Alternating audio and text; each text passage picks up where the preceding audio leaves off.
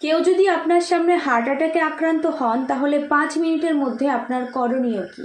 Heart attack হওয়ার কিছু লক্ষণ আপনাদের অবশ্যই জেনে রাখা উচিত। প্রথমত, বুকের মাঝখানে চাপ অনুভব হওয়া, ব্যথা বা জ্বালা পোড়া হতে পারে। ব্যথা বাম হাত, কাঁধ, ঘাড়, চোয়াল বা পিঠের মধ্যে ছড়িয়ে যায়।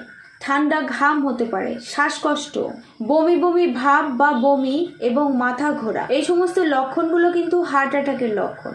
তো কারোর হার্ট অ্যাটাক হলে দ্রুত হাসপাতাল নিয়ে যাওয়ার ব্যবস্থা করতে হবে। তার পোশাক ঢিলে করে দিন।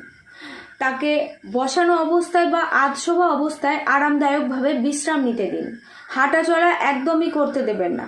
যদি দেখেন অচেতন বা জ্ঞান হারাচ্ছেন এবং শ্বাস একেবারেই বন্ধ হয়ে যাচ্ছে তাহলে কিন্তু সিপিআর দিতে হবে, বুকে চাপ দিতে হবে, চেস্ট কম্প্রেশন করতে হবে।